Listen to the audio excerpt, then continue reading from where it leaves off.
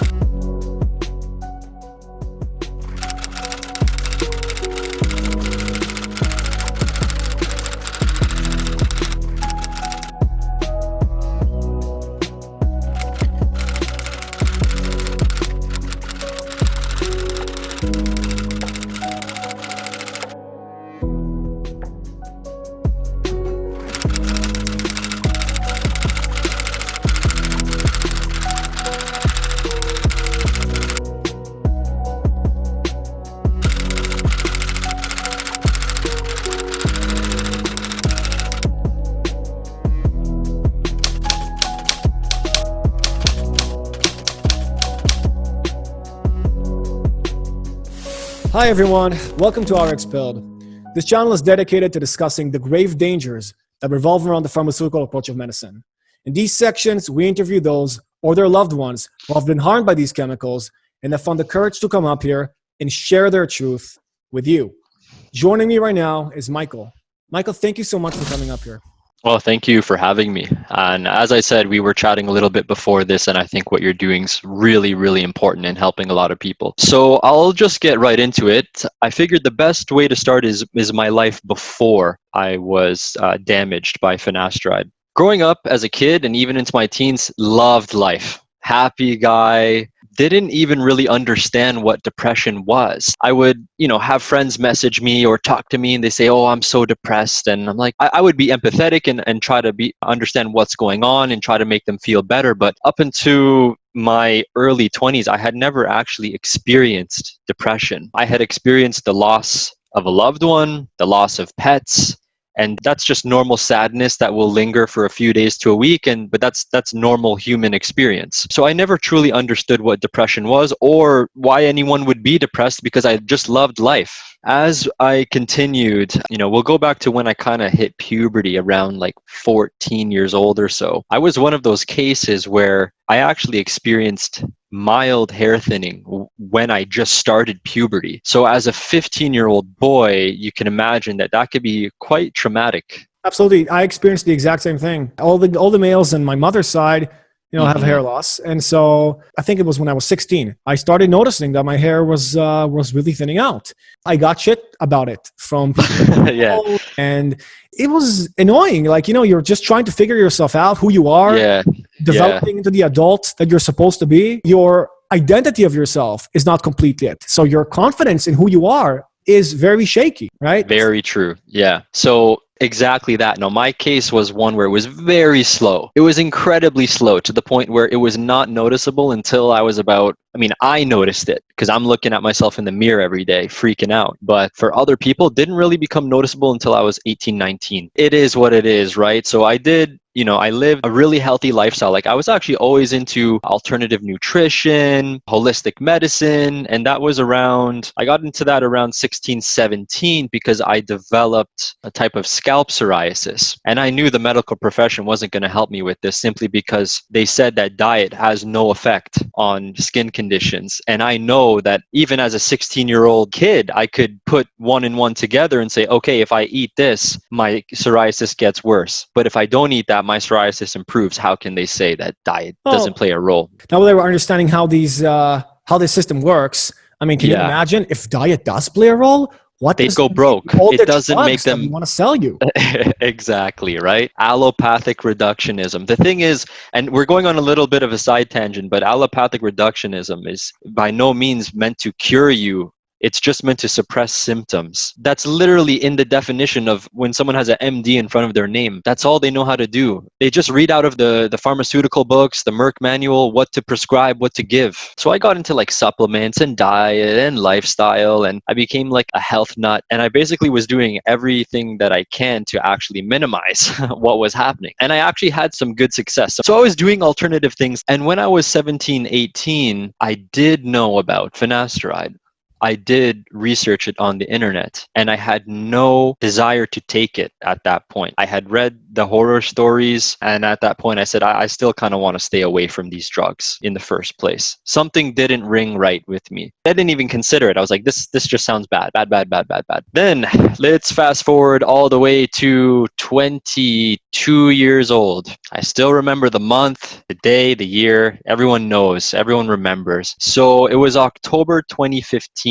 And I had started a new job that I loved. I felt like my life was going in a really like upward spiral, positive direction. I was just getting into sales, which I love. And October 2015, I went to my doctor. I asked, "Doc, I'd like to try finasteride." And I specifically asked for finasteride, not even Propecia, because I knew that the generic is much cheaper. Like, I really got into this. And then he asked me, "Are you aware of the side effects?" And I said, yeah. And I know how to beat them. Fucking yeah. So what I had researched was, it seems that most side effects come from estrogen getting out of control because we're inhibiting DHT. And if you can just manage your estrogen, then you're fine. Very, very naive of me. He believed in my confidence and he filled the prescription for me. And then I went to the pharmacy across the street to get it filled. And the pharmacist looked at me. He's like, do you understand the side effects? The pharmacist. By the way, I just wanted to ask you also, when you talked about the side effects that the doctor said if you're aware of them. I mean, did he go though into detail? Do you think he would have told you this can cause permanent sexual dysfunction? This can cause permanent cognitive dysfunction. This can cause this and that. I mean, do you think that that would have been the line of...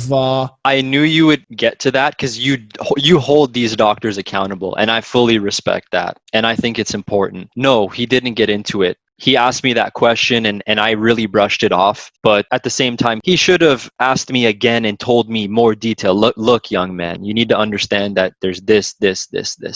Because maybe if he had done that, and maybe if the pharmacy technician, if he had gone a little more into it, I probably wouldn't have taken it. I probably would have said, okay, I'll think about it.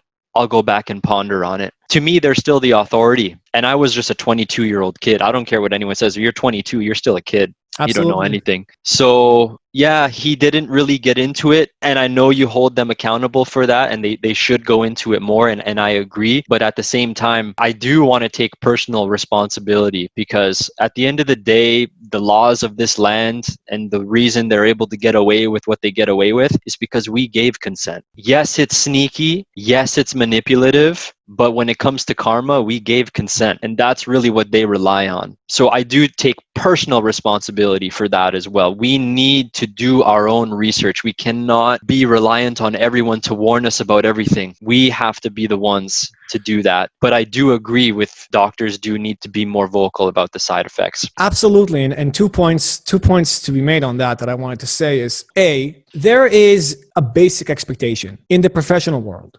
Whatever profession you do, you need to uphold certain standards. So for example, let me ask you this. When you go on a flight somewhere, and I'm sure, did you fly in your life on a plane or something Once. like that? Yeah, okay, once. well, or did you take a bus or did you take a taxi in your life? I'm sure you did. Yeah. Do you investigate in depth the history of the pilot flying the plane or the history of the bus driver? When you go over a bridge with your car, do you investigate the engineer who constructed that bridge? No, because there is a basic social contract that exists in a civilized society, that a basic level of trust should exist between participants in that society, or else it will not function. And the basic expected thing from a fucking medical professional is that they should, A, know the actual risks and dangers that revolve around the drug that they're about to prescribe to you. That's one thing. And they should inform their patients so you can make, I'm sorry, not consent, informed consent. Because you cannot give your consent if you did not get the proper information from the professional whose oath that he put on his heart when he finished medical school was to give you that information so you can make a proper consent. You go online, you read rumors, you read hearsay, you read people's anecdotes on groups. And back then, 2015, much smaller groups than there are today. It didn't blow up yet on the internet like it is now. And you go to obscure threads, obscure forums, there's this foundation, but then you go to your doctor with that. A lot of people do. A lot of people, they go to their doctor with these conflicted findings. And then who are they going to listen to? It's hard, right? And then you have this professional sitting in front of you. He studied this. He did residency for several years. He went to medical school and pre-med. And that's like a decade or more of education. Personally, when you're thinking logically and reasonably in any other field in your life, right, you would kind of listen to the advice of the person who spent so many years in his life doing that. And so, yes, of course, we need to understand that we live in the fucking jungle. We do. You cannot trust blindly anything, and you always have to be diligent about everything you choose. But these people are betraying the very oath they took. They are not doing their job. And not only they're not doing their job, they don't even know. I will bet my penis right now, I would chop it off right now with an axe, if that guy believed in the entirety of what PFS really is, and if he would have actually warned you about it in the first place. Because the inserts themselves are misleading. The statistics, and this has been exposed specifically about finasteride, that Merck lied, that Merck skewed and manipulated data, like they did with Gardasil, like they did with Vioxx, like they did with everything they do, because that's what a criminal enterprise does. All the information you get is garbage. So where's the truth here? And that's why when we finish our videos, we always say, listen to the people. They speak the truth, because the people is where you're going to get the real deal. The people who took this, the experiences, they have no motivation to lie to you. So yeah, I'm sorry if I cut out your train of thought, but it was just no, it's okay. an It's a important good point. message for me to bring. No, it's a good point, and I do agree that we need to have informed consent. You're completely right about that. 100%. Yeah, there is a basic level of trust in society. I'm not going to go inspect the bridge I'm going to walk over.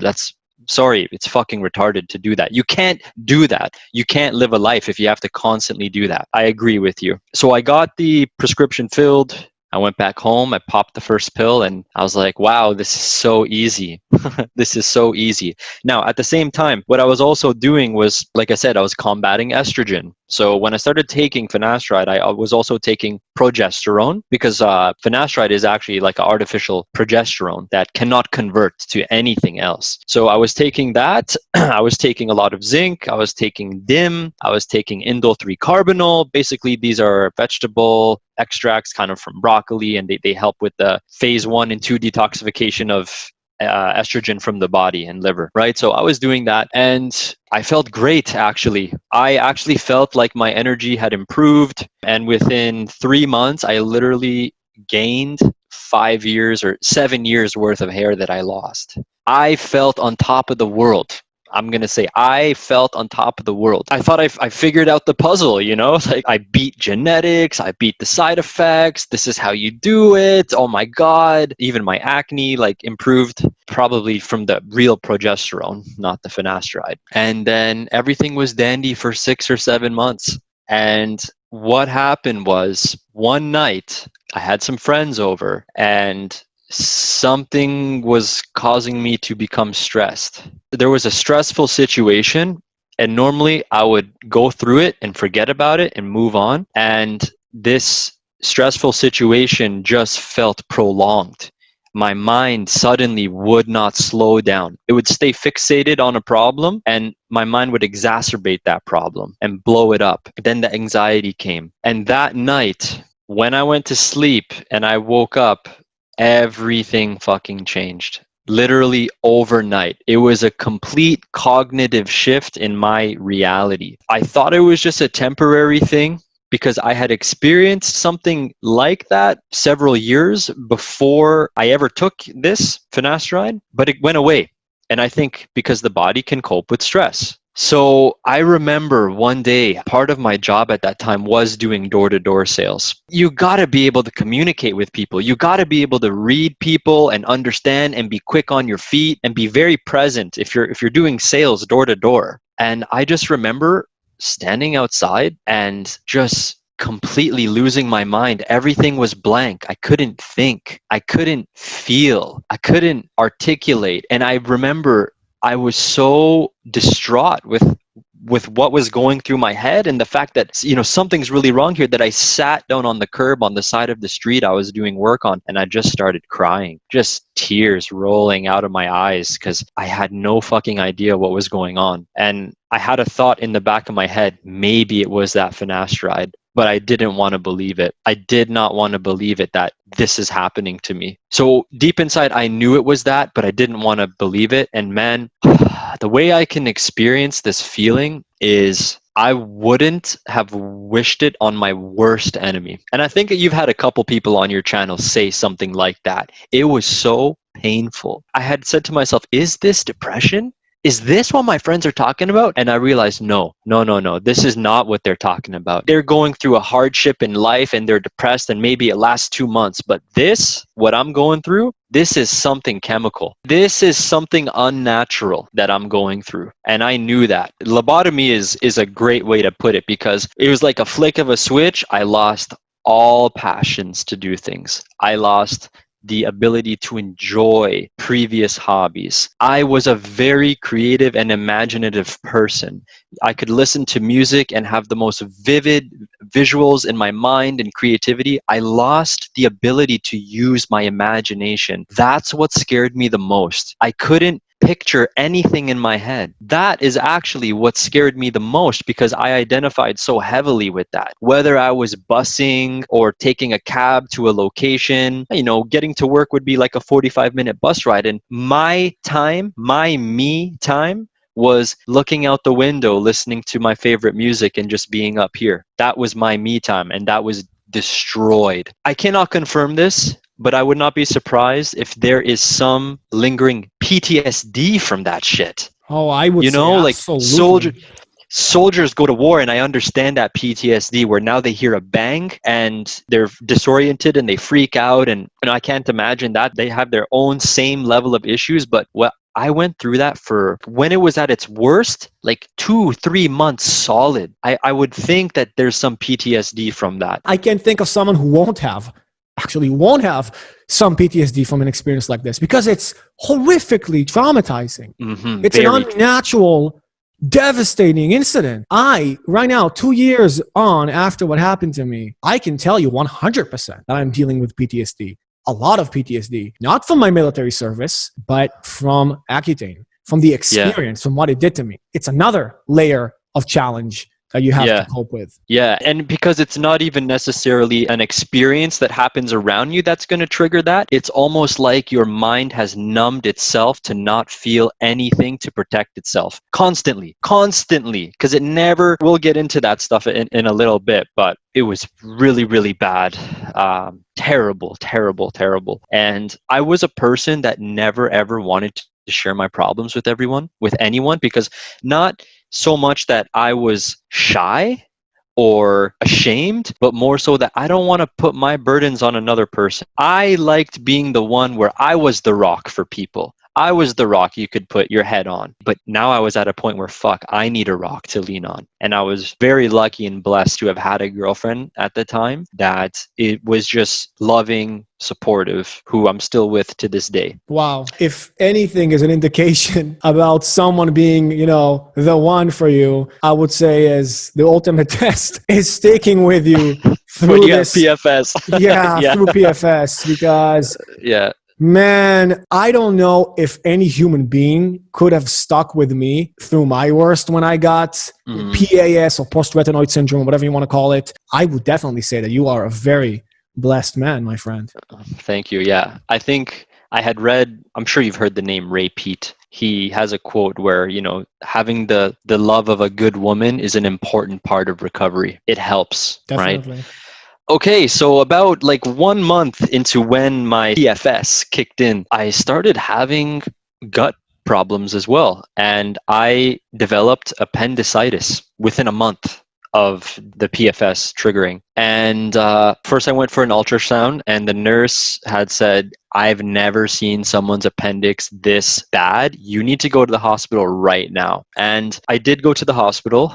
They gave me IV antibiotics. They didn't ask me, do I want them? They just hooked them up to me, and I have no idea what one I received. I don't know which one, but I'm pretty sure the ones that go in the IV are not pretty. Bypass the liver right into the bloodstream. I'm pretty sure that people that get damaged, that's a way to do it. And we'll get into what that caused later on. It got rid of my appendicitis somewhat, and the inflammation went away. The doctor came in and was pushing me to do an appendectomy, to remove my appendix. And at that time, although I was still young and naive, I knew that the appendix is a very important organ. God did not make any useless organs in your body. And I did research and I looked at, okay, what happens to people that have appendectomies? Oh, they have leaky gut. They have diverticulitis. These people have digestive issues the rest of their life. And it turns out the appendix is not a useless organ at all. It's actually almost like a reservoir. It's like an encyclopedia of everything that your body has encountered, as well as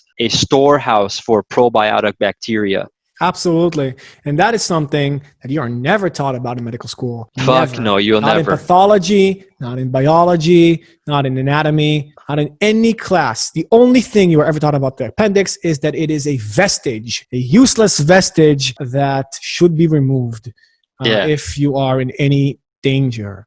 And, because the prime creator made a mistake, right? Yeah, because, millions of years of evolution They just don't know what they're doing, but we do. But we Yeah. do. We know better. We always know better than nature. And because of that, that's why we have no drug injured people in the world. That's why iatrogenesis is not one of the leading causes of death and disability worldwide, because we know better than nature. We know what we're doing. Yeah. Mind you, my cognition is at 0. And I've got this doctor who's he specializes in colon surgeries and appendectomy. He's done thousands of them. He's pressuring me to take this. You have my mom in the same room begging me hysterically, saying, you need this surgery, you could die. I'm so stressed and I'm so not well, and I have the mental fortitude to ignore what they're saying and do what is inside of me, what is right, and that is to refuse this surgery. I love it. You listened to your intuition, you listened to your voice, and it's exactly the experience I had when I was, under psychiatric evaluation because of what happened to me. And my mom is sitting next to the psychiatrist. I'm telling her, it's this drug I took. I took this drug and it did this to me. It destroyed my body. This is why I'm like this. I'm depressed because of that. I feel I don't even know how to move on with my life. How would you move on if every organ in your body was injured like this? And she is telling me that you have to take antipsychotics and you have to take antidepressants. And my mom is literally screaming at me, you are going to take these drugs. They're important for me. You need it. And I don't know how I listened because my intuition when I take Accutane, I remember it. I'll never forget this. The first night I took the first pill, a quote, I said it out loud. Why am I poisoning myself just so I can feel a little bit better in my own skin? Why? Fuck, yeah. I said that. My intuition, alarm bells were ringing, man, but I chose to ignore it. Never again, because it is there for a reason. Your brain sometimes is not capable of manifesting to you the complexities of all the processes that it is computing in there in a clear way. And the clearest way it can do so is via intuition, that gut feeling that you have. Or doubt. I always tell people, listen to your gut because it's almost always right. You know how they teach you in middle school or elementary school when you have multiple choice questions? The first one you marked already, usually that's going to be the correct one. Your intuition is there for a reason as well. Absolutely. Absolutely. 100%. And I think even my course of while I was taking it, I'm pretty sure it was there, but the physical positive effects that I experienced kind of overwhelmed that. So I didn't get the appendectomy, and I managed to fully reverse my own appendicitis through fasting. I did like an 11-day water fast. I was crushing up garlic. I was crushing up onions, and I got rid of it. But unfortunately, after this, then the condition got way worse. Not the appendicitis, but now I have the chronic fatigue. Now I have no energy to do things. Like when I had the PFS, at least by the way, there's so many different cases. So many people get so many different type of symptoms. I did not have any libido issues at all while on and while off. Actually, when I got off, my libido like shot up, but it was not calm. It was like a really high libido with anxiety. It was strange. I was purely cognitive issues. But then I never made the connection with the IV antibiotics until I saw your videos a couple days ago. And I think that's what then led to further digestive problems, the chronic fatigue, and suddenly out of nowhere, food allergies. Suddenly out of nowhere, allergies beyond allergies. I could eat anything before I was sick. And now anything causes a reaction in me. I cannot confirm. I'm going to call the hospital and access my medical records and find out exactly which IV antibiotic they gave me. Had no idea really until I watched your video. I knew antibiotics were bad and I still avoided them like the plague, but now I'm making a connection to my symptoms back then, what exacerbated and kind of grew. So I started taking the finasteride 2015 October. Around May or so, 2016 is when I got hit. Same thing with the appendicitis, May, June.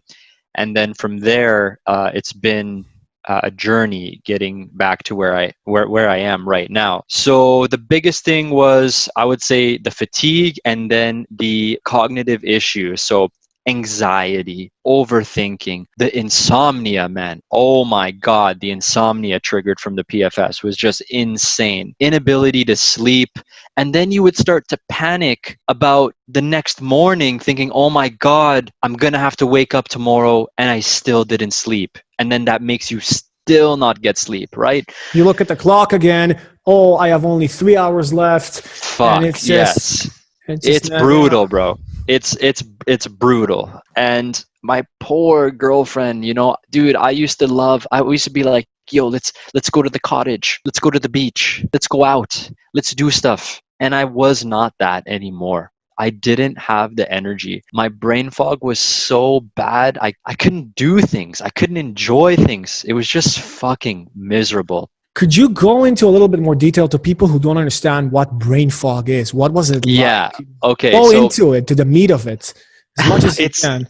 Yeah, so brain fog is a blanket term that people and myself should really stop using. It's, God, how can I describe it? So, number one, your emotions are gone. So, first of all, you're kind of like a robot. Number two, you've got massive anxiety going on. And the easiest way that I can explain the brain fog is it's like you've got like a gray, wet blanket sitting over your brain, and it slows down all the processes that are going on. Any type of external stimuli, it's almost like your brain doesn't know what to do with that information, and everything's fuzzy. You just don't feel like you're really in your body. It's kind of like, you know, let's say you're setting up a game system to a television and you're using like an HDMI adapter. That plug is not flush. So when you're looking at the screen, it's all fucked up. But now you're inside the TV looking out into the world. Something's off with the wiring. It's a great You, analogy. yeah, Yeah. you're not able to perceive everything correctly and smoothly. And it's even where you are mentally, you don't know where you are. You're not sitting on level ground. You're very ungrounded. You're very unsure. Did it affect your working memory, your short-term Oh, memory? yes. Oh, okay. Yes, definitely. So it got so bad. let's say I had a piece of paper in front of me. I would have to read this thing over and over again to understand what the fuck it meant. And I would have trouble remembering the last sentence that I read. Like, let's say I was reading, it's a 4-line paragraph. If I read the third line and then moved on to the fourth line, and you took the paper away from me and you asked me word for word, what did I just read? I couldn't. I Yeah, couldn't. exactly. Not only could I not understand what the message was, but I couldn't even remember what the fucking words were. It was that bad. And the easiest way I can say is from that point on, the way I got through life was through my subconscious. It was through the things I already knew. It was the things that I already knew that I could do without effort, because learning something new was so hard and required so much effort that it was almost impossible. So I was on autopilot going through life, and learning something new or doing a chore or having an additional responsibility was so difficult. You know, Absolutely. having so many things going on in your head at once. Like, the first thing you got to do is like simplify your fucking life, and get into a routine so it becomes subconscious. Because people that have PFS or got hit with Accutane, taking on a new responsibility or a new task, especially in a stressed out state, is near impossible. Reading new articles was difficult, but somehow, some way, I was able to do my job, and I've actually improved at my job. I have a very important responsibility now. I'm the lead sales consultant for a company that I work for, and I teach people and I interview people and I hire people. So no doubt things have improved, and I want to get into things that I did to Exactly. improve, because so many people, they have no idea where to start. And if someone is a similar case as me, I want to give you a head start, because I missed out on 4 years of my life Absolutely. in my 20s, which is a fucking shame. And if I could help someone, or you can help someone and get through things faster, then let's do that. I was browsing the internet, and still my symptoms were terrible, terrible, terrible. I found that if I'm fasting, noticeably my symptoms improve. Maybe you've noticed that as well. If I'm not eating anything or drinking anything, my situation improves. I never had any physical issues. I never had joint pain. I never had tendonitis or anything like that, which is typical of like the Accutane or people that get floxed, right? Yeah. I never had any of those issues at all. It was always purely cognitive and then the chronic fatigue. Except when I would eat something, that was what would exacerbate my symptoms. And I came across this right here. So I just want to share with people what exactly finasteride does. This is just one thing that it does. You're taking it because you want to stop DHT, because you're told that DHT goes to your scalp and that's why your hair starts to miniaturize and fall out. When you take a 5-alpha reductase inhibitor, you are not just stopping DHT from going to your scalp. You are essentially taking a sledgehammer to your entire endocrine system, neurological endocrine system, neurotransmitters, everything. Okay, so this little icon here reflects the inhibition of finasteride. So this is what everyone's trying to do right here, the testosterone conversion to DHT. Okay, that's standard. But what people don't realize is when you take a 5-alpha reductase inhibitor like finasteride, you prevent progesterone from converting into 5-ADHP, and this converts to allopregnanolone, which is one of the most important neurosteroids for your mind. It's important for the growth of neurons. It's important for managing the GABA in your brain. It's important for calming stress and anxiety and promoting feelings of well-being. And then over here, you basically prevent cortisol from fully metabolizing itself into 5-alpha TH-DOC. What that means is your potent anti-stress hormones are not functional, and your stress hormones are not even being fully metabolized. People have no idea how dangerous this is. So remember when I had said that when I became stressed that one night, my mind just didn't turn off? GABA is basically responsible for putting the brakes on your brain activity. It's responsible for slowing things down, calming you down, bouncing back from stress and anxiety. So if you are inhibiting GABA from working properly by literally destroying and getting rid of these neurosteroids, there's nothing to take your foot off the gas. It's as if you've got your foot, the pedal to the metal, and you're going 200 kilometers an hour and you're not stopping. You're in a hypervigilant state all the time. You are continuously in a flight or fight mode, all the time, because GABA is the inhibitory neurotransmitter in your brain. Absolutely. And this is what you're doing just so you can keep your hair on your head.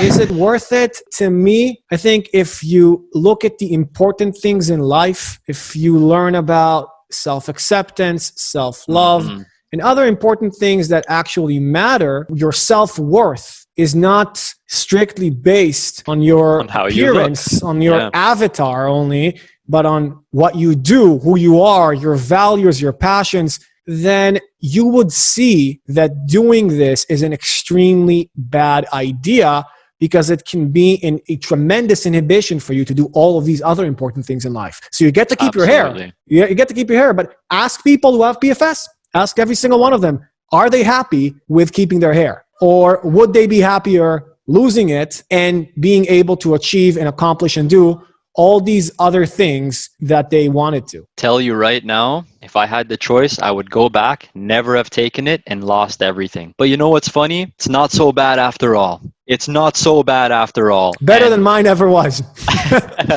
You look good though. You pull it off. But yeah, the thing is, you go back to the confidence. Yes, when you're young and you're so identified with your youth, it's hard on people. But honestly, now I'm a 27-year-old man. I don't honestly give a fuck whether it stays or goes. I don't identify with it anymore. I'm completely over that part of my life. I've shaved my head like you. I've done it, and it doesn't really matter. at all to me. This, what I'm showing you right here, is way more scary. Okay, Of and I course. just want young guys to really think about that. Okay, it's What would you you. tell them when they would come to you with the counter argument saying, but my doctor said that A, if this happens, first of all, he's not even sure that it really does happen. And if it does happen, these effects from... Simple. Print this out. Print this out and bring it to your doctor and say, doctor, can you explain what 5-ATH doc does? Can you explain what allopregnanolone does? Because clearly the 5-alpha reductase inhibitor has an effect on these.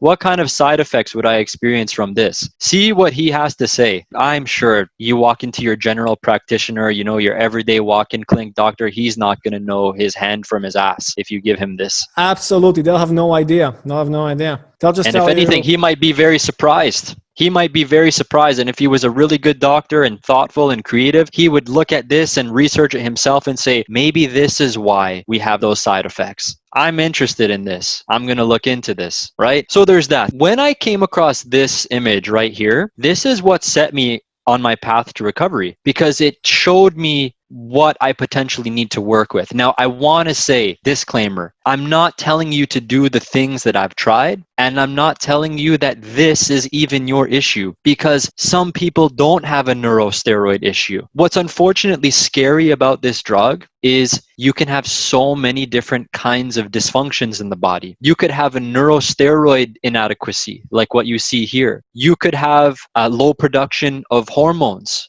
peripheral hormones like testosterone, things in the serum. You could have androgen receptor dysregulation as well. Okay, so that's why I'm sure you guys have heard stories of people that have normal level of hormones, but their dick still doesn't work. They don't have a libido. They still have the same symptoms. And then in fact, there's people, and this happens to me sometimes myself, where if I increase my hormones, I feel worse. And that to me, and again, I'm not saying this 100%, but to me, that sounds like a receptor related issue. I've done some reading about that in addition to, epigenetic modifications that are occurring, at the nuclear level in your cells. So people, if you're consenting to taking this compound, understand that you're consenting to all of this happening to you. Exactly. So from here, it kind of gave me a little push in the right direction. And again, another disclaimer, just because I did something doesn't necessarily mean if you have PFS that you should do it. Everything is on your own terms. Just showing you what helped me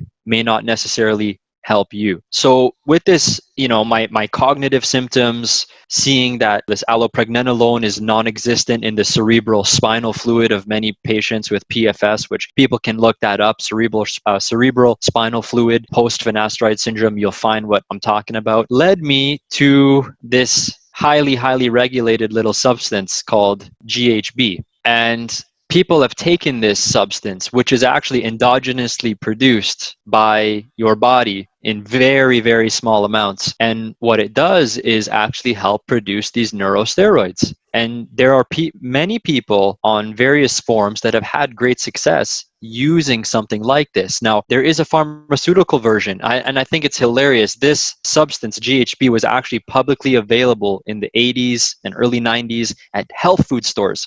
Weightlifters used to take it to help them with their sleep because it helps get deep, restful sleep. It would help release growth hormone. It was banned and removed and classified as a class 3. I'm not sure of the classification, but basically this was what was deemed as date rape. This is the substance that was deemed as date rape. And then funny enough, because it's so dangerous, the pharmaceutical industry made their own prescription version of this stuff called Xyrem, which is used to help people with narcolepsy. It's used to help get restful sleep. Anyways, I'm just going to share that I used this. I managed to obtain it and I used it. And that really increased my baseline of mental health. Absolutely increased my baseline. I'll go into it more, but you have a question or? Yeah, it's actually extremely interesting. I haven't done reading on that myself at all because I was, when it comes specifically to my damage, I was looking in ways on how I can regenerate tissue and give proper building blocks to the nervous system,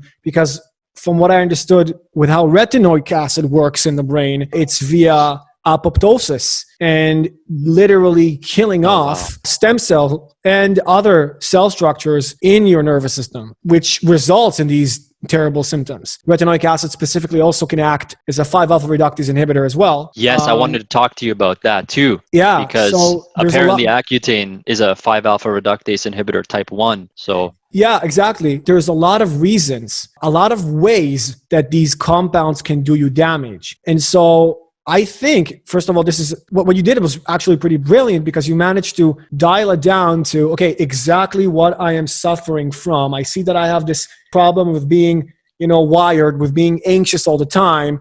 I'm having difficulties. Well, wait a minute.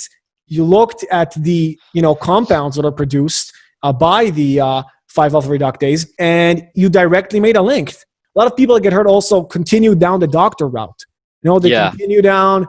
And usually the way it ends is you're going to be put on psych drugs. And that's a very, very dark road you do not want to go down. one thing I want to say is, for people that are maybe reading what's in front of them right here and not understanding what this jargon is, when you go down this road and you get enough practice, these studies become very easy to read. Okay, so basically what happened here is the GHB dose dependently increased AP, as in the allopregnanolone, and the TH-DOC and their precursors, pregnenolone and progesterone, in the brain and hippocampus. The increase of allopregnanolone 4 to 5-fold, and TH-DOC 3 to 4-fold. Okay, so the best way that I can describe what I feel happened here for me was, when your car dies, sometimes you just need to give it a little jump. Have someone to help you, and things start working again. Okay, so I'm not saying this is going to fix everyone. It certainly did not completely cure me, but I will tell you what was before and what was after of me using this. One of the worst symptoms was how I would react to stress. The stress would provoke the brain fog. Okay, so here's a really classic example that I'd go through. Let's say I was talking with my girlfriend and we got in a little bit of an argument. Even a small little argument, it would trigger so much stress in my body and brain fog that I would literally have to go to sleep and wake up the next day to feel back to my new normal. So I had zero ability to cope with stress. I took this stuff and I took enough of a dose that allowed me to fall into sleep. Okay, so there's certain doses that do certain things. So I took a safe dose that allowed me to get sleep. If you pay attention to the sleep studies used with GHB, it actually mimics healthy sleep in a normal individual. You go through all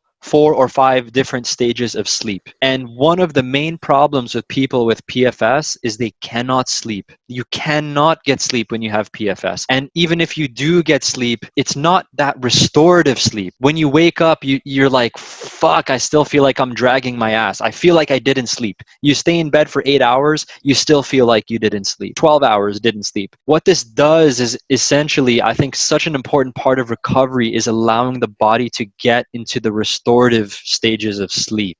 It sounds like that, because what you said about people with PFS, I hear it again and again with victims that I've spoken to over the last 2 years. I think every single one of them describes just a complete inability to sleep, that they're just sleeping 2 hours or 1 hour a day for months. Absolutely. And imagine if you're not sleeping, your body's continuously releasing cortisol. And we go back to this graph over here, you're not even able to metabolize your cortisol to its end product. So you're just constant stream of cortisol. Your tissue is going to break down. You're going to age. Once I use this, literally the next day, I remember being in the car with my girlfriend, and we had one of our classic little arguments that every couple has. And at the end of our little argument, I was like, holy shit, I feel okay. We just had a fight and I don't feel like I have brain fog. I don't feel like I need to go to sleep. I've increased my baseline where, yes, we may get into a heated argument, but I can come back to an equilibrium. So many people never feel like they have equilibrium. And that's an important milestone in recovery, I would say, starting to kind of feel that you can come back to a balance, that you don't always have to. I was watching that one interview with that lady. She got floxed and she's like, I like to stay home because I know if anything happens, I can fall onto my bed. I get what she means. When your brain fog and your stress comes, all you want to do is go to a nice, safe place. Absolutely. Your bed, right?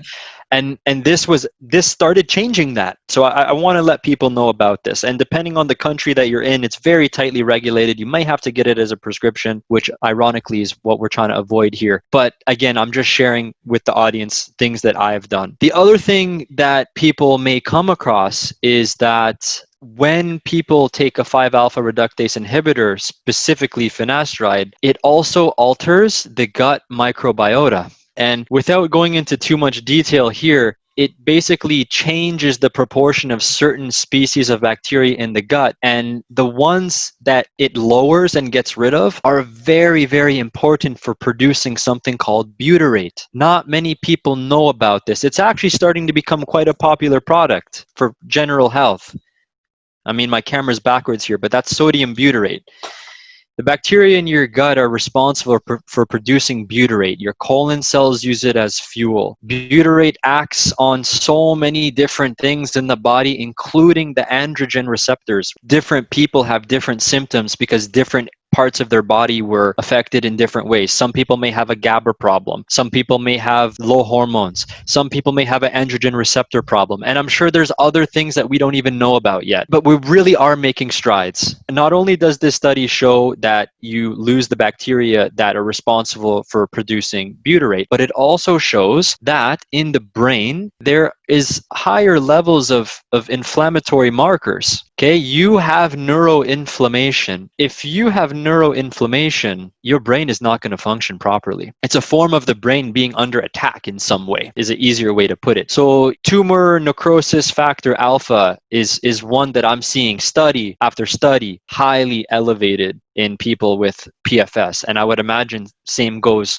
with Accutane. This then made the connection. Okay, well, what reliably lowers inflammation and TNF alpha? Oh, fasting. Maybe that's why I feel so much better when I'm not eating or drinking anything. But that's not sustainable. You can't starve yourself. You don't beat finasteride by starving yourself to death. I got to lower inflammation too. That seems to really, really help people. And here's something that I came across that's really preventing people from recovery. Doesn't matter if you were floxed. Doesn't matter if you took Accutane. Doesn't matter if you took finasteride. Two things are critical: lowering inflammation and getting deep restorative sleep. If you cannot do both of those things, your body and cells cannot regenerate. Your DNA will not regenerate. Part of the reasons that lowering that inflammation is so important, because again, depending on what type of PFS you have, there's some studies that show that the 5-alpha reductase is completely methylated. As to why that is, who knows? Maybe it's because the receptors became overly sensitive. Maybe the immune system itself is attacking the 5-alpha reductase. Maybe the immune system is on high alert because the receptors are dysfunctional. We don't exactly know, but we know that lowering the inflammation is helpful. You had asked me about my dietary. This is probably the other 50% of what's really helped me. Around January 2018, I discovered something called the Primal Diet. Okay, so everyone knows there's paleo, there's vegan diet. I'm glad that you know the vegan diet is not beneficial. No, not only do I think that it's not beneficial, from my experience, and I've done a lot of research on it, first, in addition to my personal experience with it, it's detrimental. Not only beneficial, detrimental, especially for your central nervous system, especially for your endocrine system. Absolutely. If people, people want to say that we are supposed to be vegan because we are like monkeys, that's just so naive, and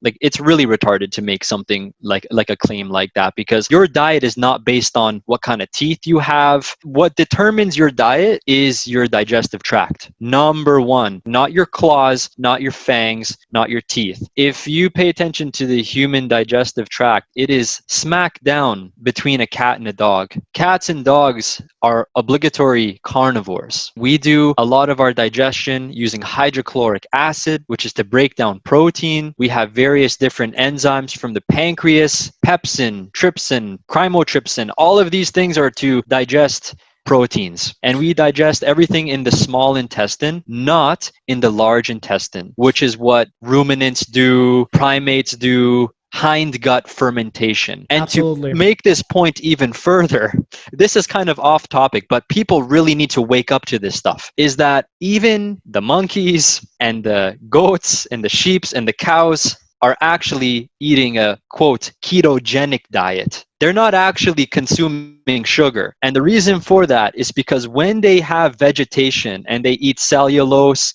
and fiber and plant material, these substances are actually being fermented in their digestive tract by the bacteria that they have and producing volatile fatty acids. Fatty acids, exactly. And I wanted to say it before you did, but because I saw a wonderful lecture about this. I think it's based on the book. I think it's called The Fat of the Land. And in there's a discussion on exactly what you just described in the gorilla's digestive tract. So basically, he went over all these ruminant animals and what is the end source fuel that they absorb via their intestinal circulation after these fermentive processes are happening. And let me tell you, it's not glucose, okay? It's not glucose. It's not.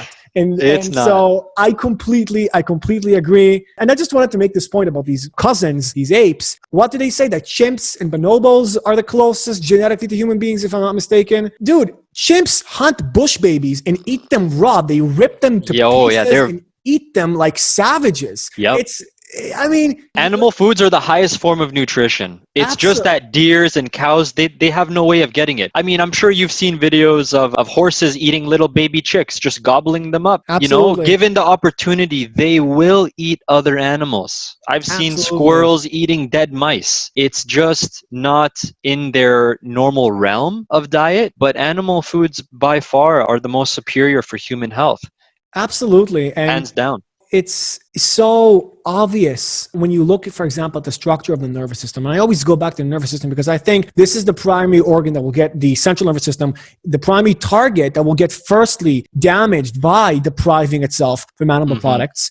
And the sole reason is, first of all, look at the weight of the nervous system and the composition of how much of it is fat and cholesterol, as well as saturated fat. It's immense. It's absolutely immense. And for anybody who tells you, throws at you this vegan propaganda that your body will produce its own cholesterol and it is in sufficient amounts, let me tell you, when I was vegan, my LDL levels were 40. And people told me, oh my God, that's amazing. You'll never get atherosclerosis anymore. Well, people forget that LDL has a critical structure, a critical function, in the body. It's not just there because it's damaging. The body knows what it's doing. And what LDL does is it provides cholesterol to every cell in your body to maintain the membranous organelles that drive all the cellular functions. And if you're not having enough LDL in your body, you will die earlier. I absolutely guarantee it. And your central nervous system will collapse when your LDL all the studies talking about cholesterol this, cholesterol that, completely fraudulent. I want people to listen. And if we have vegans listening, I was in a lecture by the head of the association, Cardiac European Association. I don't remember the name of it exactly. When we studied cardiology in Semmelweis University, that's the university I study in it. When he was asked, and I remember this as if it was yesterday, about cholesterol's actual role in causing these infarcts, this acute coronary syndrome, he said this. He said, when we look at plaques that give rise to atherosclerosis, that give rise eventually to ischemia, it's kind of like we go to a house that already burnt down. I know it. Exactly. And then what we're seeing is only the circumstantial evidence all around us. And then we're seeing corpses of firemen over there. And what we're doing is we're saying, oh, you see these firemen? Exactly. They are the reason why the house burnt down. Exactly. It is ludicrous because we are ignoring the fact that inflammation in the vascular walls serves as the driving force that oxidizes these different lipids, causing the plaques to form in the first place. That if you have familial hypercholesterolemia, which is a genetic condition, when your levels of cholesterol, specific, LDL has different particles, it's not as simple as that. Yes, when you exceed the normal human physiological levels, you will have problems. But unless you are in that specific situation, you're not in any problem. You need to get that cholesterol for your health. I want you to talk more about the Primal Diet, but what I'm doing is something very similar. I'm almost completely carnivore, and my diet basically is based on eating a lot of broths with a lot of beef cuts in it, and I just cook it with tons of lard. A lot of meat, a lot of moisture, and I can tell you like a GAPS diet, Natasha Campbell. something very similar to that. I also eat a little bit of fermented stuff. So I do eat some sauerkraut and I do Yeah. eat some white roots. And when I eat like this, I can tell you my IBS symptoms, if Accutane people are listening to this, or anybody suffering from IBS as a result of a drug injury, they're gone. Beautiful, right? It's amazing. And remember going back to when you're a kid asking the doctor, is my diet affecting my acne? No, right? It's just incredible. The Primal Diet. So yeah, it's quite out there. Primal Diet is essentially a fully raw diet, including, yes, raw meat. We're talking about Arjunas Vanderplats? Arjunas Vonderplanets. Yes, That's right. Of course. So when I started doing this diet, that really also helped me with the mental symptoms, and the energy started coming back too. Now, mind you, I'm not cured, guys. To the audience, I'm not cured, but from where I was in 2016 to where I am now, I can function. I'm functional. I have somewhat of a life. So the basic idea is consuming meat, especially whether fish, whether beef, or whatever, in its raw state, as it should be, because that's what nature intended it to be, is the most healing for the body. You have no alteration or denaturing of the proteins, so that's less work for your body to have to do, to break them down and reconstruct them, mutate the enzymes to actually be able to work with these denatured proteins. When you cook food, you also not only destroy the B vitamins, there is vitamin C in meat, by the way. Of course. This whole idea that carnivores make their own vitamin C out of thin air and we don't is just part of the propaganda to tell you that you must eat apples and oranges. Vitamin C's real importance. It does a lot of different things, but it's more so to help deal with glucose. Yes. Metabolizing you glucose. need much less of it if you are depriving yourself of glucose. Much less of it. Exactly. When you cook food, so not only are you destroying the enzymes within the food, like the proteolytic enzymes that actually help break down the food, but you're also cauterizing minerals, very valuable minerals. You're destroying them, and they're actually in a completely bioavailable, ready to be absorbed and used by the body if it's coming from raw flesh. If you want to fix your body, eat what is most like your body. Absolutely. Okay? I completely agree. And I would just give a pointer to that. If you are going to do the Primal Diet, people, I would say try to get your meat from the best sources possible, because all of these so-called diseases that are real, that happen, that people are afraid of, for example, shigellosis or salmonellosis, all these things when they happen. This is what happens in bad conditions when animals are raised in unnatural ways, crowded, industrial farming. I would say, and you can disagree, it's fine, absolutely. But I would say if you have a car and you have the ability to get into that car and drive half an hour somewhere to a local farm and harvest the best possible nutritious meat you can, this is the way to go. Because I want to point this out. A lot of the factory farmed meat has a lot of shit inside of it, especially if it's fatty. And I think that it has remnants of toxins, of herbicides, things that can completely avoid, including antibiotics. And I have heard floxed people making a significant recovery and then turning back to eat factory farmed, low quality meat, and their symptoms came back. I eat only 100% grass-fed, local farms within 50 to 100 kilometers of where I live. No hormones, no antibiotics, and no vaccines. Because yes, toxins do store in fat, 100%. And the other thing, not just for your own health, but support the local farms. Support the small businesses. Stop giving Walmart your paycheck. Exactly. Stop. These guys are not affected by these lockdowns here in North America at all. If we really want to take health back into our hands, support your local farms. Don't let them die out. Okay? It's very, very important. It's a mutually beneficial relationship for your body, their well-being, the community, the land. This is how we should be doing things. Local farms. Support your local farms, 100%. So we had discussed the changes in the microbiota is going to cause a reduction in the amount of butyrate you produce, which is fuel for the colon, the intestines. It's inherently anti-inflammatory. It inherently reduces TNF alpha and all these other inflammatory markers. So you've got all that going on, and then we were talking about how fasting makes you feel better and da da da da da. And you can't fast forever, or else you're gonna die. You're gonna starve yourself. And then that's what led me to kind of like a primal diet. Okay, so the last thing that we touched on was raw meat and the benefits of fully raw food. And yes, people, if you have an immediate reaction, ask yourself, why am I having a reaction to hearing this guy talking about eating raw meat? Is this your opinion, or has this idea of what raw meat is been planted into you? Ask yourself, where did I get my information about raw meat from? Because think about this. What is sushi? What is sashimi? What is steak tartare? Famous German dish. What is carpaccio? Famous Italian raw meat dish. So before you jump to conclusions and make assumptions, ask yourself, where did I get that opinion from? Is that my opinion? Cultures all over the world eat raw meat. And just so you know, there's no difference between eating a piece of sushi and eating a piece of raw beef. And to think one is worse than the other, or one is going to get you sick and one isn't, is completely ludicrous. And I've tested this myself because yes, I've eaten raw chicken. I never got sick from any raw food that I've had in the last 2.5 years. No I'll tell you what, salmonella. I got sick from eating cooked food. Exactly. In the last 2 days. In the last 2 days recently? Yeah, my girlfriend and I are both suffering from food poisoning for the last 2 days. I'm talking full-blown diarrhea. Well cooked for 3 hours in a pot, in a broth, and we got food poisoning. Yeah.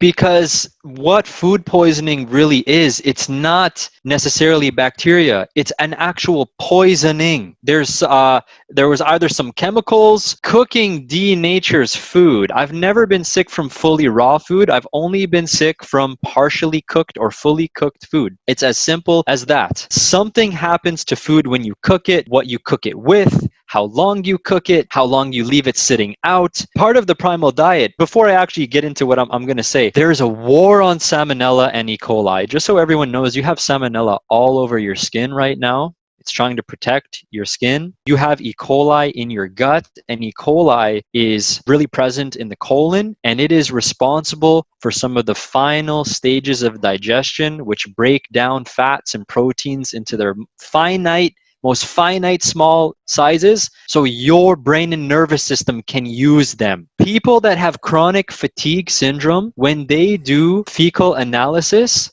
compared to controls, normal healthy people, they have almost no E. coli in their body. And when people do restore the E. coli in their body, their energy starts to come back. Their depression starts to go away. So here's a great example. Part of the Primal Diet is not just about eating fresh raw meat, but also fermented meat. Okay, there's something called high meat. I remember, when Sverige was going on about high meat, I was like, whoa, this is an interesting concept here.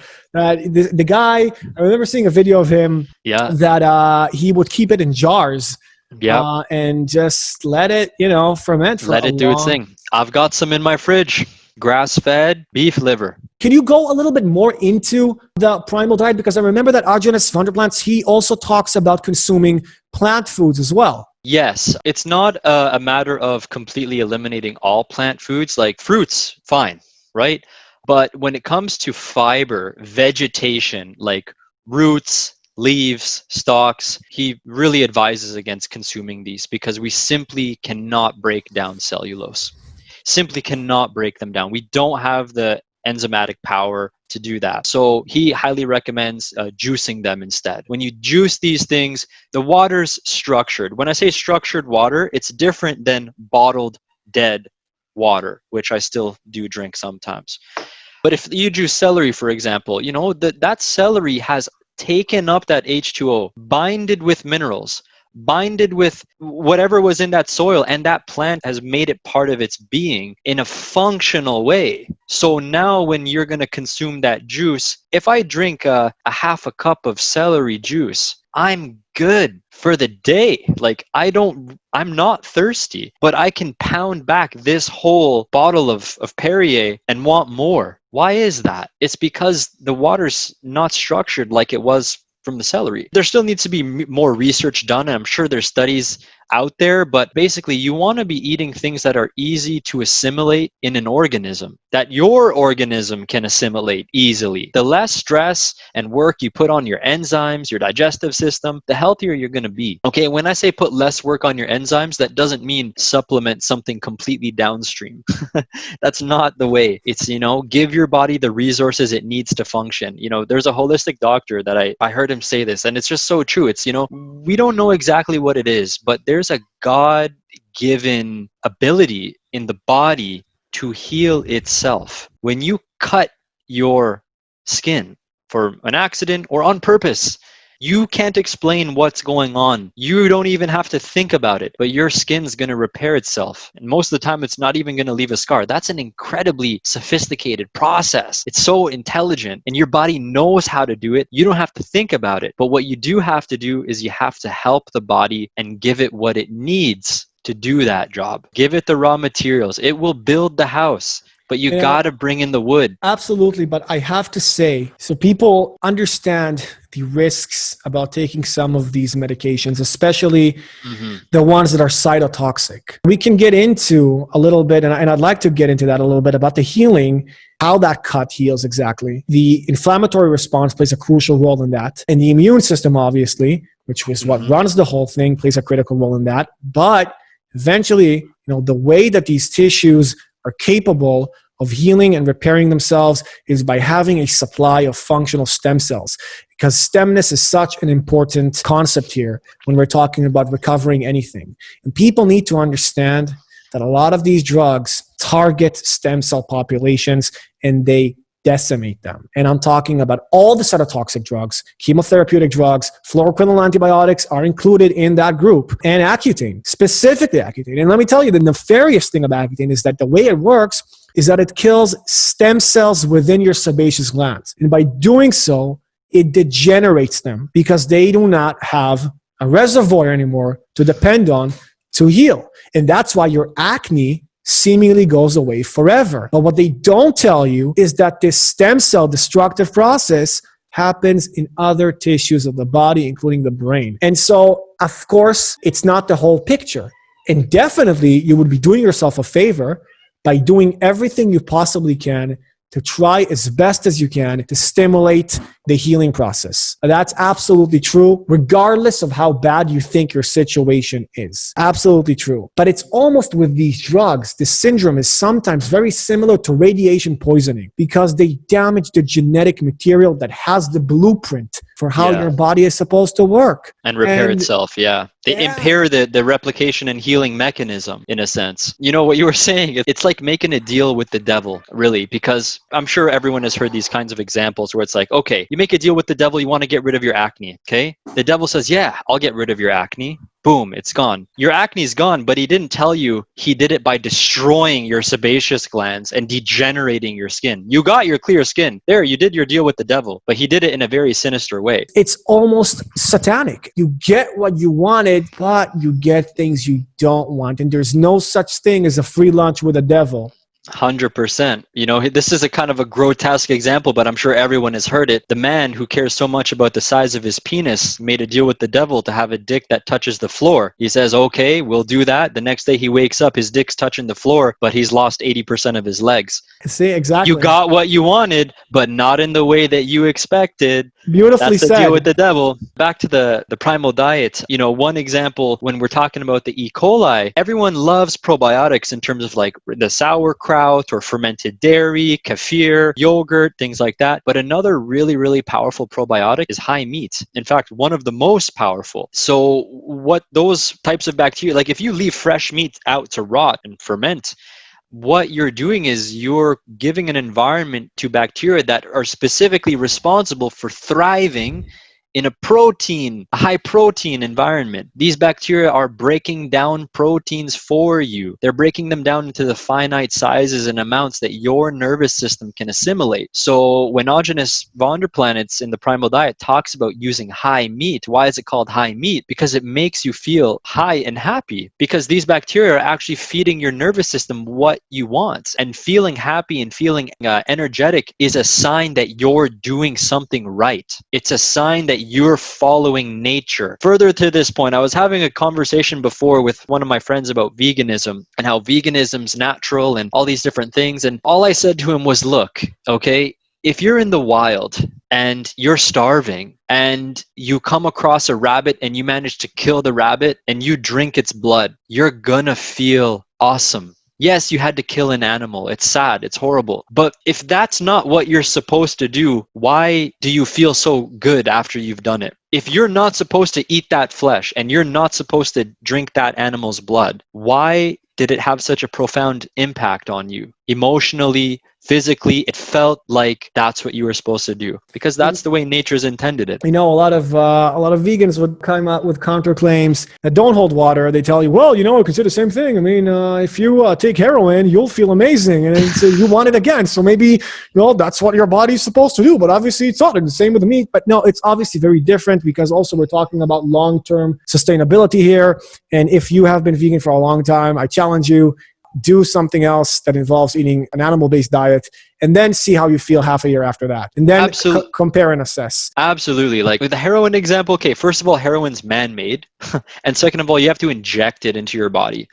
You know, like you can't even compare that with using what's been given to you, what you were born with, to pick up something, kill it, consume it. It is what it is. Yeah, so when it comes to the whole veganism thing, and we're going on so many tangents, but it's so important because it's actually all related. To the people watching this, all these bits and pieces of information, whether you realize it or not, are going to have a profound impact on your life. And what you're hearing today might allow you to think about something or question something, whether it's diet related, okay? Anything in the future to put you on the right track. And for the people that go vegan, it's funny because normally they do feel better when they first go vegan. But I'll tell you what, when people initially go vegan, it's also because they're cutting out all the other crap that they used to consume. They stopped drinking the Coca-Cola. They stopped drinking the Pepsi and the prepackaged goods. They cut out the garbage and now they're eating plant matter. So initially they're going to feel better. But like clockwork, whether it's 1 year, 2 years, 3 years, or 5 years, when your body runs out of those nutritional reserves, you will become emaciated and break down. Mental problems, neurological problems. Absolutely. And for me, it didn't take years. It took just half a year for me to completely break down apart. Yeah. So these were just other studies that go into, you know, what's happening in the brain when you take things like finasteride and the impact on the actual neurosteroids, which we had already been talking about. Actually, yeah, that's pretty much done in terms of what I wanted to share. So in a nutshell, what did I do? I tried the GHB therapy. That helped a lot. I lowered inflammation. That helped a lot. Doing the Primal Diet, that in and of itself is going to lower inflammation. You said 50%. You said, if I recall, that following the Primal Diet's advice. And by the way, you could show us right now and share screen with us and show us a jar of the high meat so we can actually see it. There's nothing to it really. It's just a standard 2-liter jar, and I cut up liver and into small bite-sized pieces, and I put it in the jar. And this is probably between 3 and 4 months old. Okay, so it's a little hard to see because of the lighting in my room right now, but you just air it every 3 to 4 days for a couple minutes. According to Ogenus, what it does is it allows the bacteria to progress through different stages of the fermentation. And honestly, you can either do this in the fridge. If you do it in the fridge, the fermentation process is going to be much slower. Obviously, it slows down the activity of the bacteria, but you can also keep it outside of the fridge if you really want to speed things up. Now, when it comes to liver, I find that when it ferments, especially in the fridge, it's almost like a cherry alcohol. It's like a cherry wine. And as I've been doing this, the smell actually starts to become pleasant. It's almost as if you connect with nature, and if you were to smell something like this in nature, you would actually be drawn to it. You would wonder what that is and what that would taste like. So it's not like me entering a forensic autopsy right now and smelling a a corpse that has been floating in water for 2 months? Well, not necessarily, because when it comes to muscle meat, it smells fucking awful. Muscle meat actually ends up smelling pretty bad, but I find with liver, it's quite pleasant. Of course, it also depends on the health of the animal. So this, you can eat a couple ounces every once in a while. And what I find it does, guys, if you have depression, if it's hard for you to laugh or enjoy things, just try this. I had a friend that was suicidal. He's taken SSRIs. He's had depressive episodes where he stands in the shower for 2 hours and doesn't say a word and just stares at one wall in the shower. He almost committed suicide 2 years ago after a stunt with a new antidepressant that they put him on, and it made him lose all his muscle mass. He lost all of his muscle mass. He lost his appetite, and he was going to commit suicide because of how badly he atrophied. And when I went to go see him, he looked just like a drug addict in the sense that he's twitching and tweaking and convulsing, and he cannot be calm. And I had actually given him some of this, and I took some with him. And you can't make this up. Within 20 minutes, 30 minutes, the twitching was gone. He was so much more calm. And it's such a small, easy thing to do. And it just goes to show you the importance of the gut microbiota and probiotic bacteria have on the nervous system. He stopped twitching and stopped convulsing within 20 to 30 minutes of having this high liver that I had made. Amazing. Dirt cheap. And actually, again, the way you're describing it is going to the root, trying to fix the actual systems that are broken, trying to give them back what they need to function. And then when they start functioning, what do you know? Symptoms resolve. Instead of just the opposite approach that we do in modern medicine is ignore all of that. We see a symptom. We don't care. Let's just stop that symptom. And in the process, let's destroy the rest of the human body. And then we can put you on another drug to, suppress those symptoms. And then it will cause more destruction and another drug to suppress those. And on and on and on until you're destroyed. If you can actually go into detail, like what is your day of eating? Like what do you eat? What do you incorporate? How do you do it? I keep fluctuating depending on how I'm feeling and the effects that it has. Right now, if I look back over the last 2 years, what had made me feel the greatest was a more of a as raw as possible and higher fat, right? So like a raw carnivore, mostly ketogenic promoting kind of diet. However, I have been experimenting with some carbs, and I was not able to tolerate some carbs. They would make my symptoms worse. And as time goes on, I can start to tolerate more carbs, specifically raw honey. Raw honey is very big in the Primal Diet. I don't do well with starch. A good way for people to think about why we're doing this and why it's beneficial is you're giving your body a complete reset, okay? We're damaged. That's the truth. We're damaged. And if you want to go and try to figure out what's going to make you better, it's best to get rid of all the shit that you got going on first. Diet especially. If you're eating so many different things, something could be having an effect on you that you don't even realize. Something could be setting you back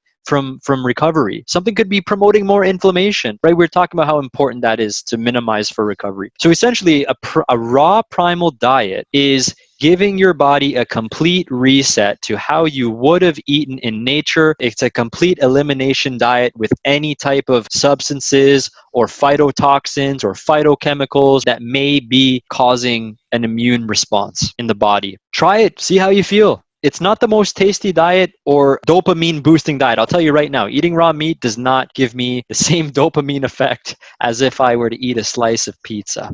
Okay. All right. But absolutely. But it's not about that pleasure response for 2 minutes. This is about fixing your body. That happiness and dopamine will come back, but not if you're damaged. There's like a mourning phase that people, I guess, have to kind of go through and get to the place where they're ready to make the decision. And the first decision, you guys, anybody who's listening right now and is hurt and is in a bad place, listen, because this is extremely important. The first decision you need to make is, I choose to be alive. First of all, I choose to stay here. Because if I choose to stay here and I make this decision, then making other decisions to better your situation will make more sense. But if you do not make that choice, that decision, you're no longer on the fence of suicide or staying here, suicide or staying. No, you made a commitment. I am alive no matter what. I choose to take it, to deal with it. I choose life. Then it will be an easier thing to do. Because for me, when I was on the fence of, do I want to stay here like this? Why not? I couldn't make these changes. But then after I made that choice, now I'm eating a really healthy diet. So it's easier to make these choices once you make that commitment. Yeah, when you make the commitment, stick with it.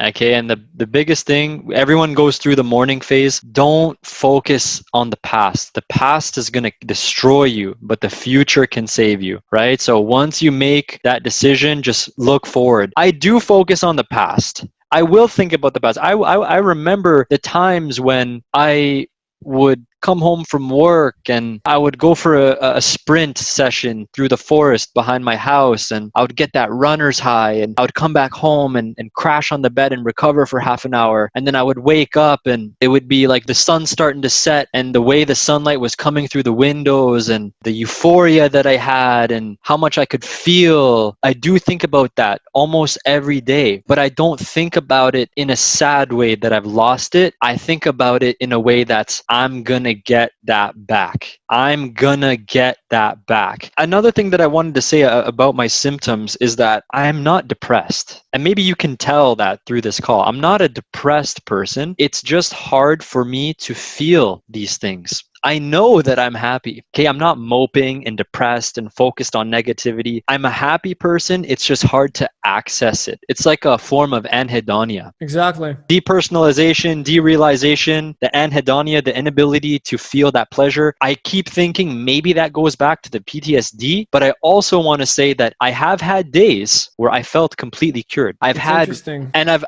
I've heard this phenomena through other people that you've interviewed too that had been floxed and whatnot, where for brief glimpses, whether it's a few minutes, sometimes it's a couple hours, you feel completely cured. I remember one time I woke up, I still remember the day because it was so profound. I woke up, I had a quick little breakfast, I had some raw beef suet. It's like the fat around the kidney, and I had a little bit of liver, raw liver. And I remember when I drove to work and I stepped out into the parking lot, like there's a lot of skyscrapers around me, and I just looked up to the sky. It was a beautiful, clear day, and I could feel this connection to the world again. When you lose that connection to the world and you get it back, you appreciate it so much. Normal people that haven't been hurt by drugs or pharmaceuticals like us, they don't even understand. And I remember going up into the office building, and when I walk into my office, I get a phone call from my mom, and I decide to answer. And so, what's sad is a lot of the times I don't answer. And part of the reason I don't answer is because when you're sick, you don't have the energy or the mental capacity to give. Absolutely. You know what I mean? You're in contraction, like you said. It's like a state of scarcity. You're not in abundance, so you don't have anything to give. But I answered that phone call, and I was just talking to my mom, and we're talking about my sister and life and this like that. And while I'm listening to my mom on the phone, I just remember feeling, holy shit, I can feel my mom. I can feel me talking to her. And it was such a beautiful thing. And it didn't last very long. It went away later on in the day, but it showed me that recovery is possible. I think you also mentioned a good thing and a good point there to say, I'm not healed 100%, but I am in recovery. And, this is really important. Our goal is in the end of the day to get to the best position we can so we can have the best life that we can. It's not an all or nothing thing. It can't be black and white because you're going to fail. You're going to fail if it's black and white because then nothing's good enough. And I know, sadly, of a lot of people that have taken their lives because they couldn't get to that 100%. And, it's fine. Things happen. Life isn't perfect. And we get scars. We get damaged. We change. That's the reality of the world we live in. Nothing is permanent. This impermanence of life is a very fundamental reality, fundamental truth. And it's okay. Be patient with yourself. Take the time and just look at it in small steps. Really, baby steps, right? I mean, am I wrong here about the steps, the small steps, right? Because to me, only if I look back now, 2 years back, and see my cognition right now to how it was 2 years, I can say definitely there's an improvement. 100%. The baby steps are so important because if you try to do it a big thing all at once, you're putting way too much pressure on yourself. You're going to disappoint yourself. If I expected myself to be 100% recovered within 3 months, you're shooting yourself for disaster. First, accept what you're going through, make the decision to improve, and treat it as a trial and error experiment with no set time. Okay, like obviously I wish I could have my 4 years of my life back. I'm in my mid-20s. It's like the prime of my life, right? But those baby steps are crucial, and just keep that momentum and get those small wins. Track what you do. Make an Excel sheet, guys. If you're serious about recovery, monitor what you eat. Monitor how you feel that day. If you felt bad, what did you do that contributed to that? And you're kind of creating your own little algorithm and trial to kind of figure out, well, what works for me? And again, what works for you or me is not going to work for everyone else. Everyone's been hit differently by these pharmaceuticals. Absolutely. And, I would also say another thing that you mentioned before that can help your recovery is don't close yourself off from opportunities in life because you feel good. And, make this, mental decision that, when I get back to normal, then things are waiting for me, because it's a big mistake. The isolation that you put yourself in, and understandably so in this condition, is only going to hurt you and backfire. Even though I'm hurt and I still struggle, I look forward for a future. I have plans. I have motivation. I have a reason to get out of bed despite feeling bad. And so my point was, don't inhibit yourself. Don't let the injuries prevent you, even the brain fog, even the anhedonia. Sometimes you got to force yourself out there because it will only be beneficial for you. Absolutely. Yeah. One thing that I can say is, and this is what shows me that I still have ways to go. I mean, there's a lot of things that signify and show me that I do have a long ways to go. But one of my biggest things was when I was a young guy, like 22, 23, right before I took finasteride, I remember thinking and feeling, I can't wait to be a dad. I can't wait to be a father. And I used to tell people there's 3 types of dads. There's the dad that takes his kids to the park. There's the dad that pushes his kids on the swing. And then there's that dad that actually plays on the swing with his kid. That's who I am. I'm the dad that swings on that swing just like his kids. Unfortunately, since the damage, I know that right now I could not father a family. Not physically, because I don't have the libido issues. It's the mental. If I'm going to have a family, I want to be able to feel connected to my little boy or little girl that's in front of me. I need to be able to cope with the stress of having a family. And, one thing that I do right now is when I'm speaking to parents and they're telling me about their kids, I'm like, these people can manage?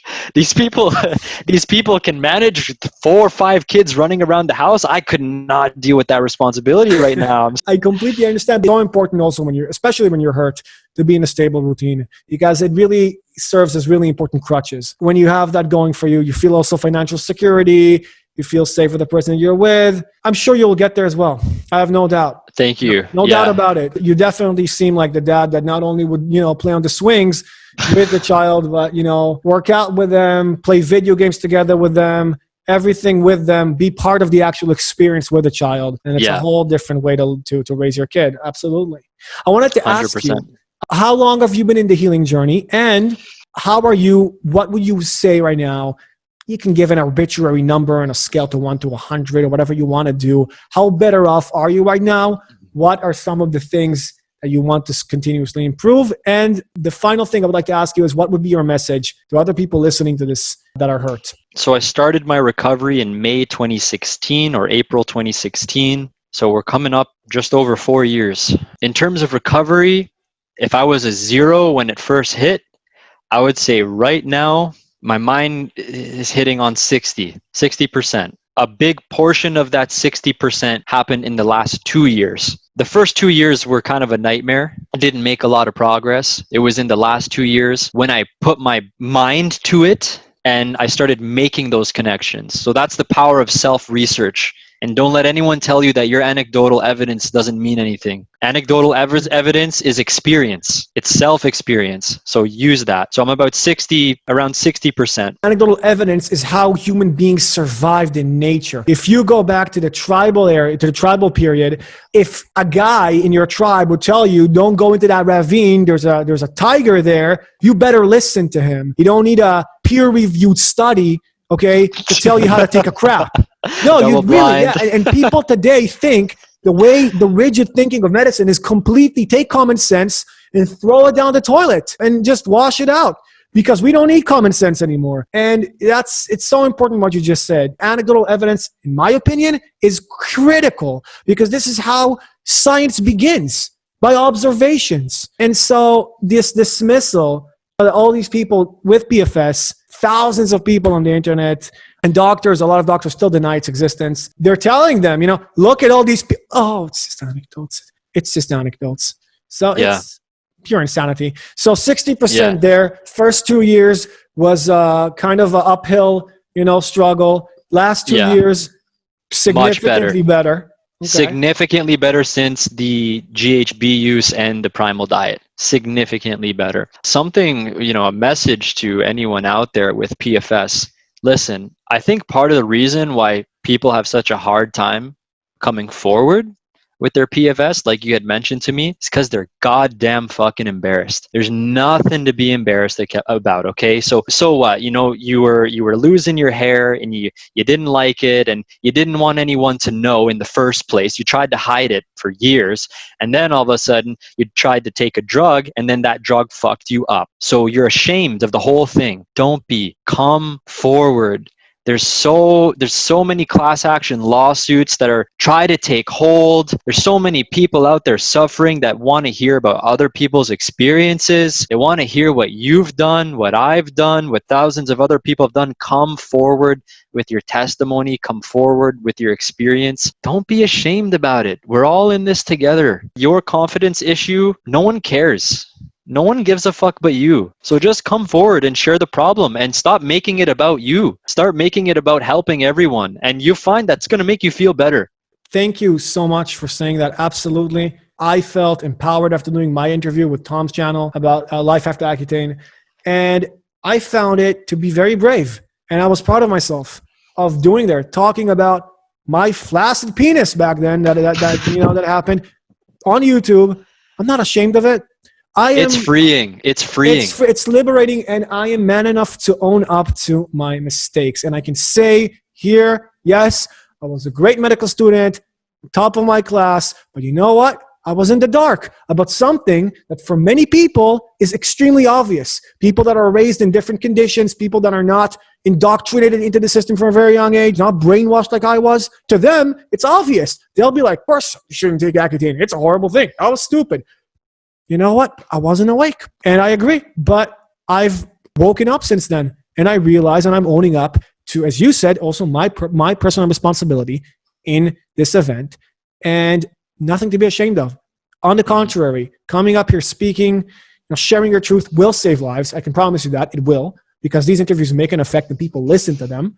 And I have been contacted multiple times after my interview about my experience with Accutane, with people thanking me in an immensely gratifying way about how, thank you for being so brave and speaking out. I was just about to take it, or I was taking it for 2 days and I stopped. I'll tell you, a friend of mine, a personal friend that I met in the military, he was also in the infantry, great guy, an activist right now. Mm-hmm. He started taking finasteride, and by chance, just by chance, we didn't talk in a long time on Facebook, like a long time, I don't know, years. We just started talking, and he just told me that. And I told him, stop it now. He only took 1 pill. That had an effect, and he's so thankful for that as well. Wow. So all you do by coming up here is empowering yourself, making this world a little bit better, and shedding light onto a real issue. Because as long as we're kept in the dark, as long as we stay in the closet, not talk about this stays a non-issue. This stays just hearsay and rumors of faceless aliases with crazy nicknames like Hate Accutane or PFSer number 111, I don't know what. Yeah. Nobody's going to take that seriously. But if we compile hundreds and hundreds and hundreds and thousands of video testimonies of everybody speaking, coming forward. This will not be ignored. It cannot be ignored. And I promise you that. And things will happen. But they won't happen if we don't speak up. You have to speak up. Man. Yeah. 100%. I want to give one more thing I wanted to share that helped me, which I think is very significant. For the people that may have androgen receptor issues. So, for example, your hormones go up and you feel worse, or your hormones go up and they don't have any benefit. Could be an androgen receptor issue. Butyrates, okay? The sodium butyrate that I showed before. Also this beta hydroxybutyrate. So one of the main benefits of a ketogenic diet is that you start running off beta hydroxybutyrate. There are studies that show that using these substances can demethylate, okay, the 5-alpha reductase enzyme and the androgen receptors. If you're suffering a methylation problem, there are people confirmed recovered from using these types of therapies. There's people that have fully recovered from GHB. There's people that have fully recovered by increasing their hormones, and there are people that have recovered from addressing the androgen receptor issue. I want to give a shout out to you, a thank you to you. I also want to give a shout out to kind of a controversial forum. It's called Hack Stasis. Hack Stasis. A lot of the members from here came from the Ray Peat forums. I don't have anything against Ray Peat and his forums, but there was silencing going on those forums. And Hack Stasis is basically comprised of people that were somewhat banished, and their ideas and philosophies were banished, and they weren't allowed to be discussed. At Hack Stasis, we're open to all ideas, all feedback, any theories that you might have. Everything goes. Anything goes is open for discussion. They help people with PFS, they help people with PSSD, and they help people with post-Accutane syndrome as well. Again, so that's hackstasis.com. Everyone needs to realize this. Medicine is still about sales.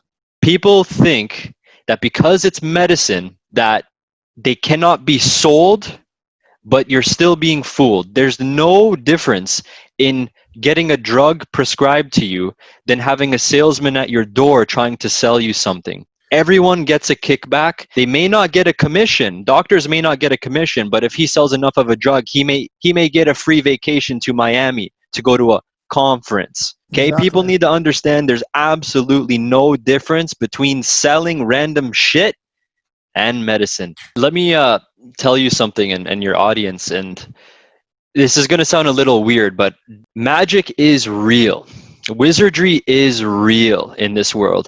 And it's not the kind of wizardry and magic where someone's holding a wand and saying Wingardium Leviosa. Wizardry is having a guy in a whiter blue long coat with a little instrument around his neck called a stethoscope and a fancy little degree on his wall where, because he looks like and has these things, you take everything what he says as absolute truth. Wizardry is real. People need to realize that, and it's just about using words and the way you look and what degrees you have. It puts a spell over people's eyes, and they don't even question anything. Again, anyone that has PFS, just come forward. Stop making it about you. Stop being all about your insecurities. Just come forward. We understand. No one's judging. Let's all help each other. Exactly. Okay. Take this fight and do it together, because together, united, we are strong. And when we are isolated in our own little worlds, we are weak. And I have to say that through these interviews, I have met friends, people that I interviewed are now my friends, and we talk almost on a daily basis. And I literally have a social circle, even though these people are on the internet away from me physically right now. It's tremendously impacted me in a positive way. Because I've surrounded myself now with people that understand me, that don't judge me, that get me, that appreciate what I do. I'm just so grateful for every single person that comes up here, because I gain a lot. I gain so much from these conversations. Absolutely, man. So thank you so much. And I will definitely keep in touch. Absolutely. Take care.